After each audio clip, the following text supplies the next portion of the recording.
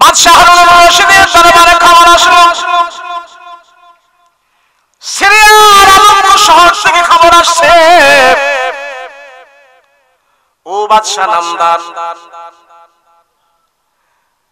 আমাদের শহরের যিনি বিচারক ছিলেন, কাজী ছিলেন, উনি অসুস্থ। আজকে 1 মাস ধরে কেউ বিচার করে না, না করার কারণে সেখানে অপরাধের সংখ্যা বেড়ে গেছে।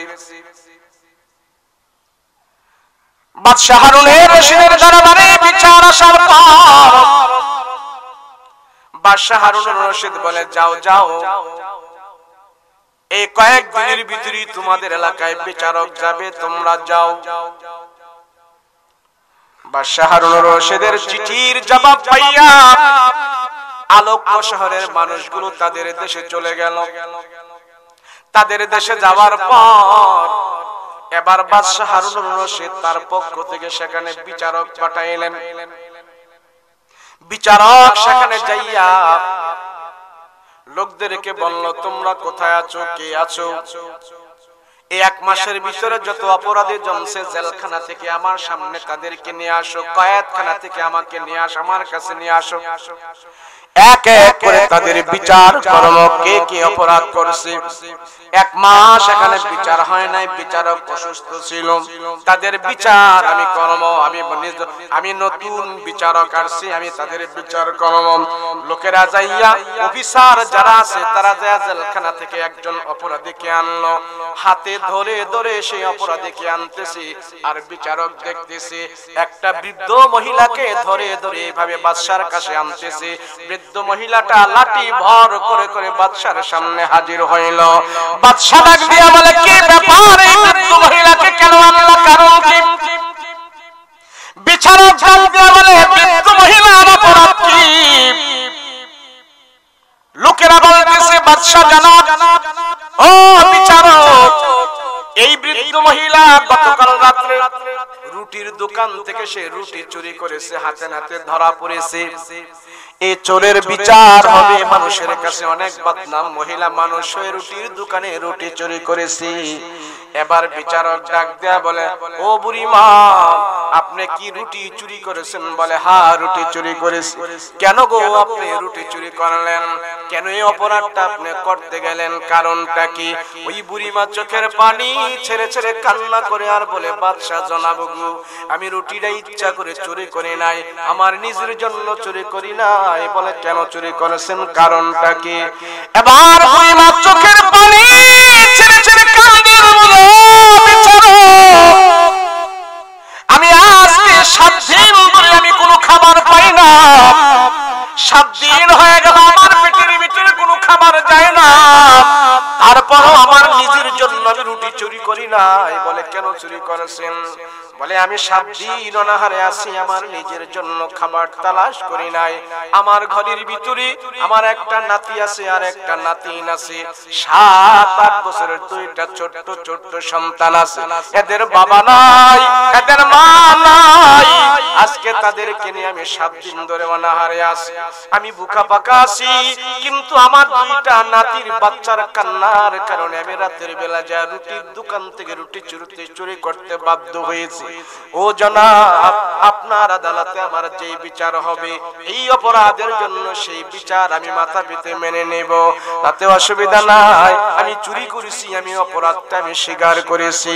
ওই বিচারক ডাক দিয়া বলে, যাও যাও যাও, তোমার বিচার আজকে করা হবে না, আগামীকালকে সকাল বেলায় 10টার সময় এখানে বিচারের আয়োজন করা হবে। বুড়িমাকে তোমরা আবার জেলখানার ভিতরে ঢুকায়া দাও, সবার সামনে আগামীকালকে বিচার হবে। বিচার হবে এখন না, আগামীকালকে বিচার হবে। নিয়ে যাও, এখন বিচার করব না। বিচারক ডাক দিয়া বললে, তোমরা শোনো, এই মহিলার বিচার আমি এখন একা করব না, এই বৃদ্ধ মহিলার বিচার হবে আগামীকালকে সকালবেলা। এই বিচারের ভিতরে শুধু তোমরা আর বুড়িমা উপস্থিত থাকবে না, বুড়িমা এখানে হাজির থাকবে, এলাকার গভর্নর যে আছে সে উপস্থিত থাকতে হবে, পুলিশের প্রধান যে আছে সে উপস্থিত থাকতে হবে, খাদ্য গোদামের চাবি যার কাছে আছে সে উপস্থিত থাকতে হবে, খাদ্যমন্ত্রী ওই এজলাসে উপস্থিত থাকতে হবে, এবং এই এলাকার যত ধনী ব্যক্তি আছে তারাও এখানে উপস্থিত থাকতে হবে। সবার সামনে বিচার করা হবে। বিচারক যখন এই ঘোষণা করে দিল, সবাইকে আগামীকাল সকালবেলা 10টার সময় হাজির করা হলো।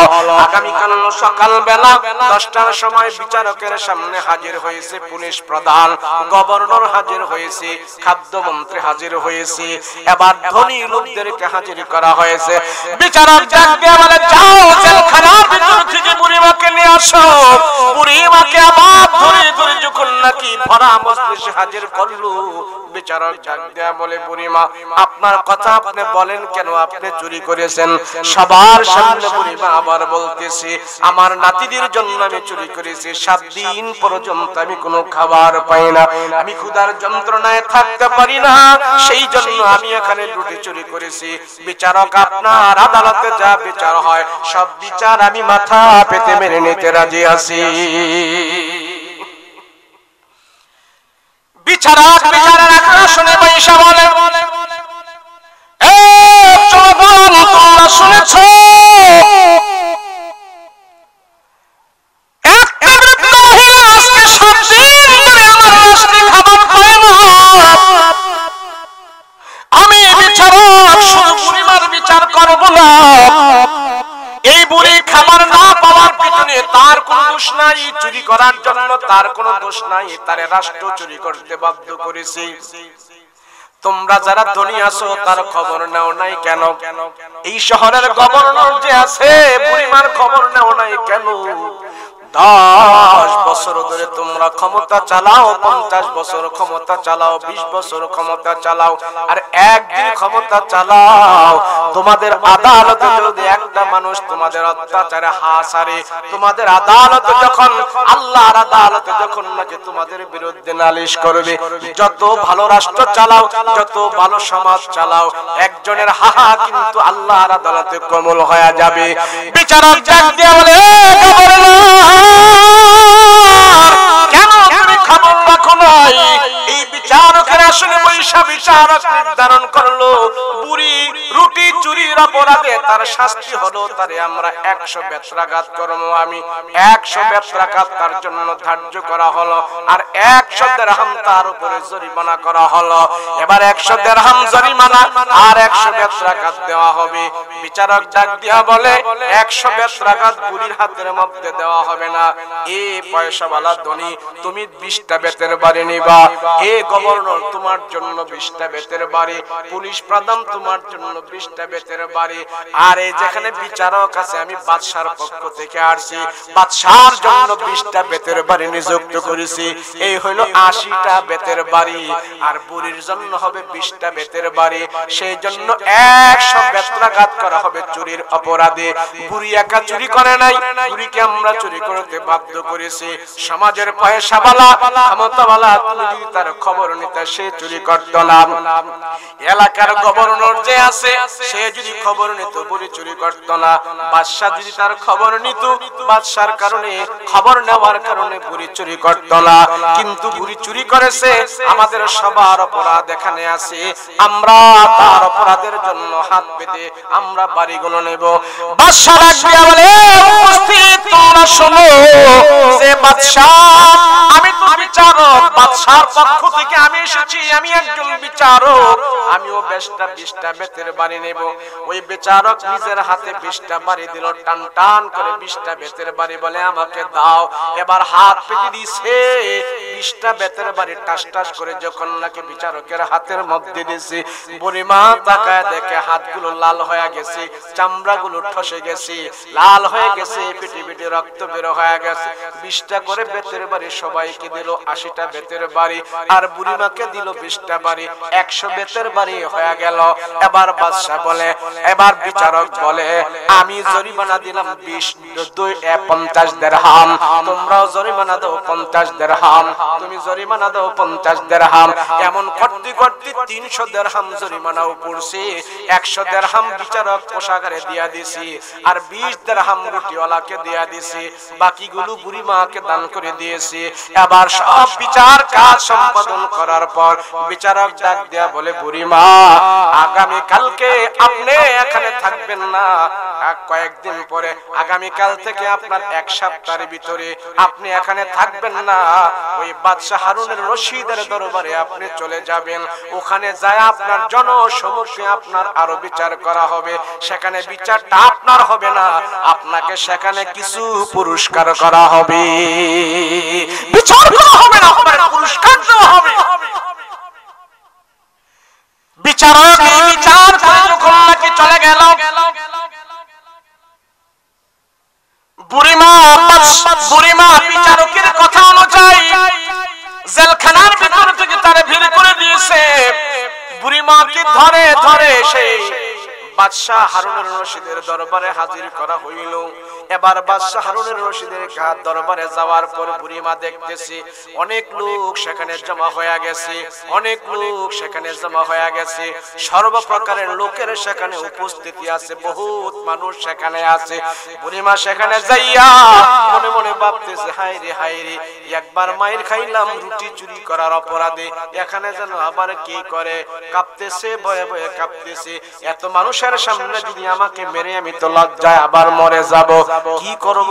আগের কথাই তো এখনো যায় না। বিচারক আমাকে সেখানে বিচার করেছে, এখন আমাকে বাদশা আবার বিচার করবে। বাদশা হারুনুর রশিদের দরবারে আসছি, হায়রে বিচারক এমন বিচার করেছে, আমার হাত এখন লাল করে ফেলেছি। আবার বাদশা এখন বিচার করবে, আমাকে বলেছে পুরস্কার দেবে। কি পুরস্কার আমাকে যেন দেয়, যদি পিটায় আমাকে আদামারা করে যদি পুরস্কার দেয় তাইলে আমি কি পুরস্কার নেব? এবার বুড়িমা যখন নাকি মজলিসের মধ্যে হাজির হয়ে গেছে, চার থেকে উঠে একটা লোক বুড়িমার দিকে আগায় আসতেছে। বুড়িমা তাকা দেখে যে লোকটা আমাকে ওখানে আলোক্য শহরে বিচার করেছে, হাতের মধ্যে বাড়ি দিয়েছে, ওই লোকটাই দি বাদশার চার থেকে উঠে উঠে আমার কাছে আসতেছে। বুড়িমা জিজ্ঞেস করে, বিচারক বাদশা হারুনুর রশিদ কোথায়? আমি ওনার সাথে একটু দেখা করব। আপনি তো আমাকে সেখানে বিচার করে আসছেন, আবার এখানে আমাকে বিচার করবেন? আমি তো আপনাকে সেখানে দেখছি, কিন্তু হারুনুর রশিদ বাদশাকে আমি কোনোদিন দেখি নাই। আমি একটু তারে দেখতে চাই, তাকে আমি একটু দেখতে চাই, তার হাতে পায়ে ধরে আমি ক্ষমা করে নেব। বিচারক ডাক দিয়া কয়, বুড়িমা তুমি হারুনুর রশিদ বাদশাকে দেখো নাই, বিচারককে দেখেছো। এই যে চারটা দেখতেছো, এই চারটা সবাইকে জিজ্ঞেস করে জানো, এটা হলো বাদশার চার, এই চার আর কেউ বসে নাই। এই চার থেকে তো আপনি এখন উঠে আসছেন। ওই বুড়িমাকে বাদশা হারুনুর রশিদ বলে, আমি তোমাকে যখন নাকি আলোক্য শহরে বিচার করতে গিয়েছিলাম বাদশা হয়ে যাই নাই, আমি হারুনুর রশিদ সেখানে বিচারক হয়ে গিয়েছিলাম। ওখানে যায় আমার হাতের মধ্যে দেখো 20টা বাড়ি আমি নিয়েছি, দেখো আমার হাত এখন লাল হয়ে আছে, এখনো আমার হাতের ব্যথা যায় নাই। বুড়িমা চিৎকার করে বলে, ও বাদশা, আপনার হাতের মধ্যে কেন বাড়ি নিলেন? আপনার হাত বাইরে লাল করে ফেললেন, কারণ কি? পানি ছেড়ে ছেড়ে কান্না করে আর বলে, ও বুড়িমা, দুনিয়ার আদালতে আপনার সামনে আমি 20টা বাতির বেড়ে 20টা বেতের বাড়ি নিয়ে যদি আমার অপরাধ ক্ষমা করতে পারি, আল্লাহর আদালতে আর আমার বিচার হবে না।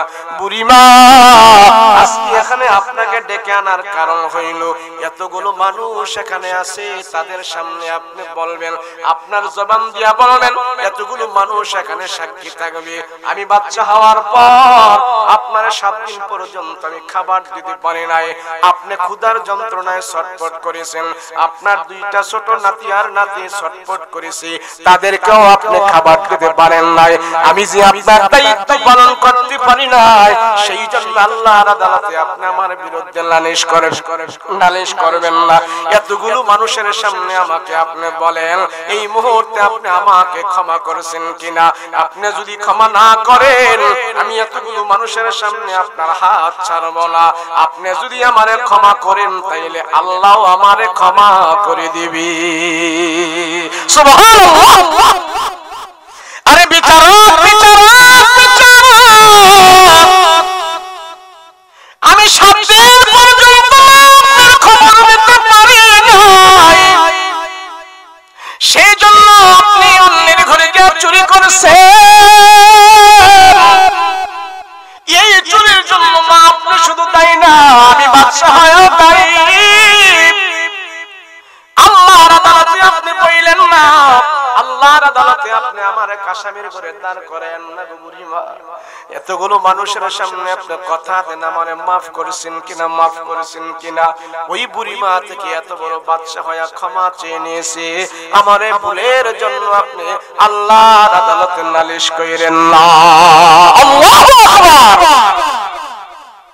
মুসলমান ভাইরা আমার, রাহমাতুল লিল আলামিন শিক্ষা দিয়েছে, নিজের ভুলের কারণে যদি বাদশা, নিজের ভুলের কারণে যদি সমাজ প্রতিনিধিরা সংশোধন হয়ে যায়, আল্লাহ তাদের সেখানে রহমত নাজিল করবে। বাদশা হারুনুর রশিদ তামাম পৃথিবীর বুকে এমন একজন বাদশা ছিল, যারা হজ করতে গেছেন দেখবেন, হজ করতে গেছেন দেখবেন, মিনার আপায় গেলে আপনারা দেখবেন বাদশা হারুনুর রশিদের স্ত্রী বাদশা জুবাইদা বিশাল বড় এক নহর করে দিয়া গেছে, পানির নালা তৈরি করে দিয়া গেছে হাজি সাহেবরা পানি খাওয়ার জন্য। এখন পর্যন্ত হাজিরা সেখানে গেলে বাদশা হারুনুর রশিদের কথা তারা স্মরণ করে। এদের নাম হলো বাদশা। ইনসাফ প্রতিষ্ঠা করো। আরে মুহাম্মদুর রাসূলুল্লাহ এই পৃথিবীতে আসার কারণ হলো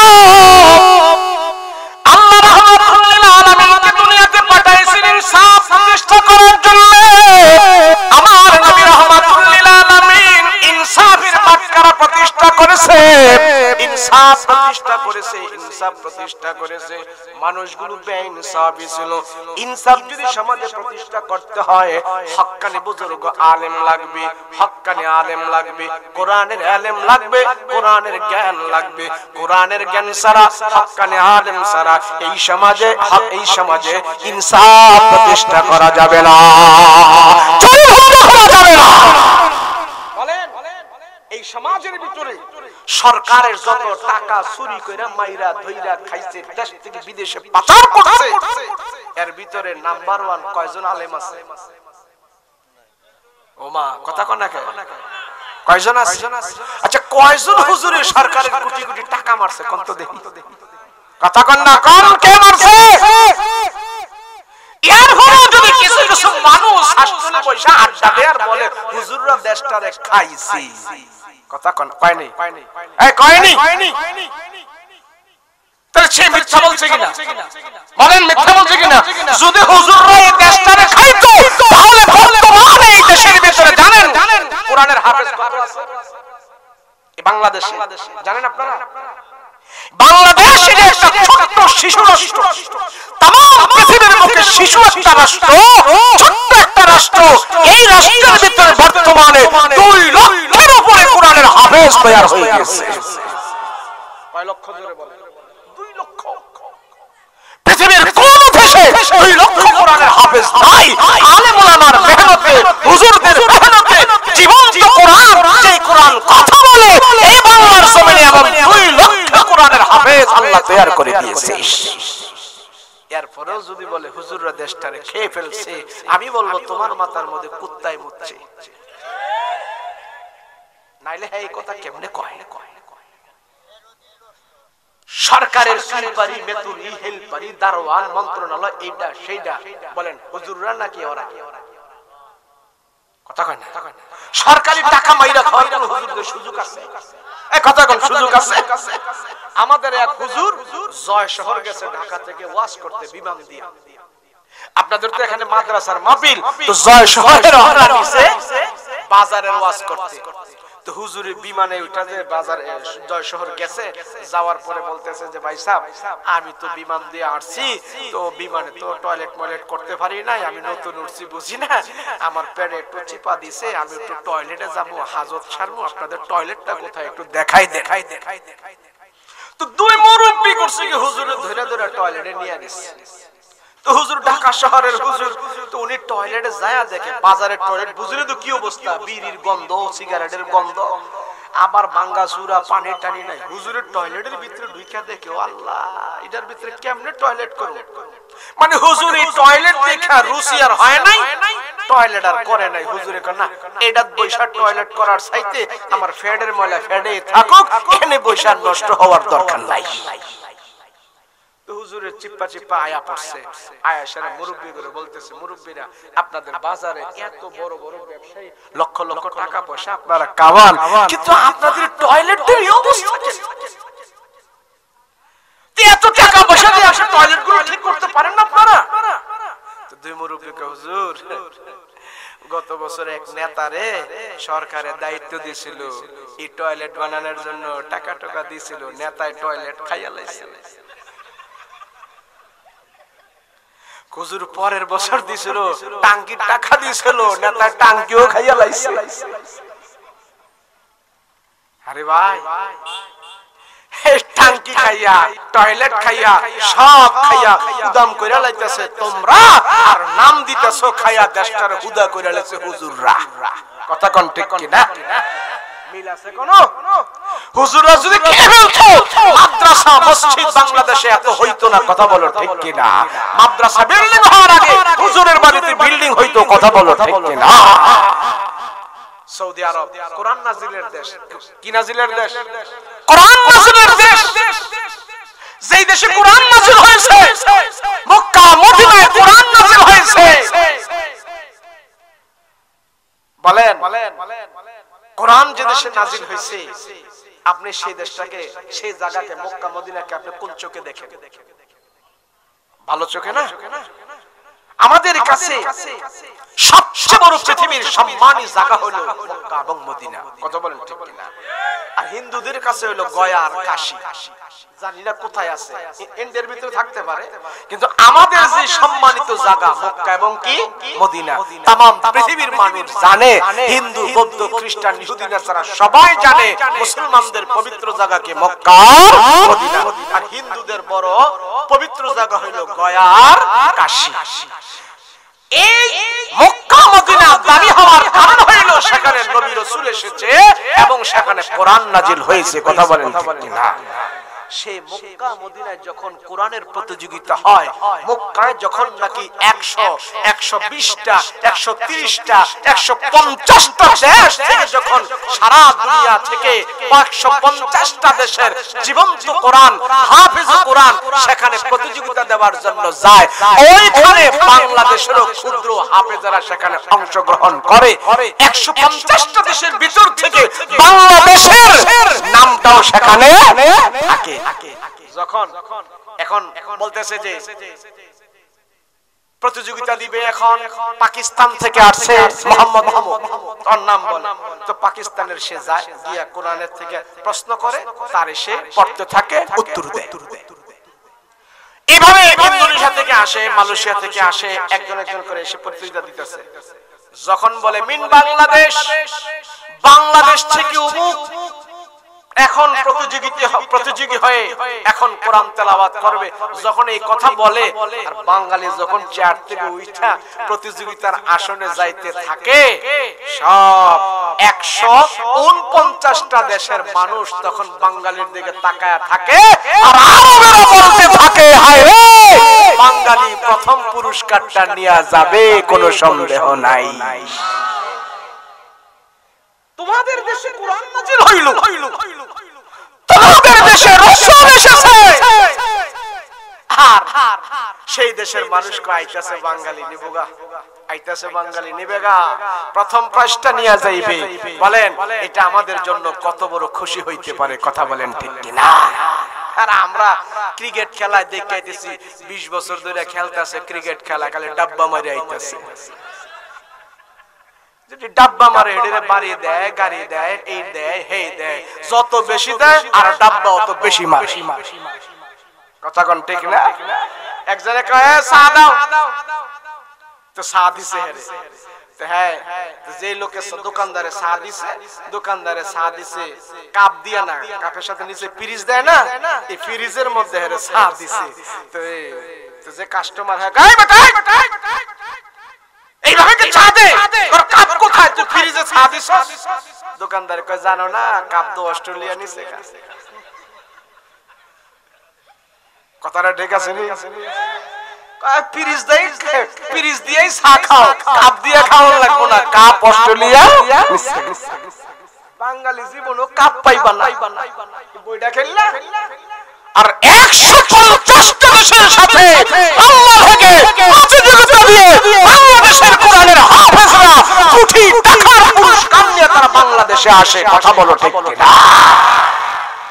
ইয়ার পরেও কোরআন ওয়ালাদেরকে তোমরা সম্মান দাও না তোমাদের সম্মান আমাদের দরকার নাই যে কোরআন ওয়ালা মুখে কোরআন ধারণ করছে 6066টা আয়াত মুখে নিয়েছে আল্লাহ হাসরের ময়দানে কিয়ামতে জান্নাতে আল্লাহ পাক তারে 666 তলার বিল্ডিং দান করবে কথা বলো ঠিক কিনা তোমাদের সম্মান দরকার নাই কেউ কেউ বলে হুজুর ফুলারে তো হাফেজ বানাইতে চাই মৌলবি বানাইতে চাই মাওলানা বানাইতে চাই হুজুর হ্যাঁ যদি মৌলবি হয় তো হ্যাঁ নিজেই খাইবো কি আম করে খাওয়াইবো কি মৌলবি তো বেতন টেতন কম কম আছে না না নাই কাই মৌলবি হলে হ্যাঁ কি খাইবো আম করে কি খাওয়াইবো তা আমি এমন একটা পাইছি আমি কই আপনি খাওয়ানোর চিন্তা করেন পুলাই আপনারা খাওয়াইবো কি এর জন্য হাফেজ বানান না আলেম বানান না দেখি তো অবস্থা এমন হয় আমি কি আমার লগে আপনি 8 দিন গাড়ি দিয়ে ঘুরেন কত খাইবেন খাওয়ানোর ঠেলা আপনি আব্বা ডাকবেন আব্বা আমার আর খাওয়াইছ না এলে খাওয়ানোর লেগে বলে পুলাই আলেম বানায় না ও বলদ না খানা রিজিক এমন একটা জিনিস আমি আলেম হই জেনারেল হই ব্যবসায়ী হই শিক্ষিত হই মূর্খ হই আমার রিজিকে যেটা আছে মৃত্যুর আগে সেই রিজিক আজরাইল যেমন মৃত্যুর আগে আমার সাথে সাক্ষাৎ করবে আমার ভাগ্যের রিজিকও আমার মুখের মধ্যে আমার পেটের মধ্যে আমার জীবনে আমার রিজিকও আমার সাথে সাক্ষাৎ করবে আর এই রিজিকের জন্য বলারে আলেম বানায় না কথা কোন ঠিক কিনা হাফেজ বানান আলেম বানান আপনার সন্তান আপনার কবরের পাশে যখন দোয়া করবে এর চাইতে আপনার বড় সম্পদ আর পৃথিবীতে হতে পারে না কথা বলেন ঠিক কিনা হাফেজ আলেম বানাবেন তো ইনশাআল্লাহ এখন তো আমাদের যে মাদ্রাসাগুলো আছে এই মাদ্রাসার ভিতরে নুরানি যে শিক্ষাটা আছে এখন যে উঠবো হেতে 500 করে টাকা রাখবে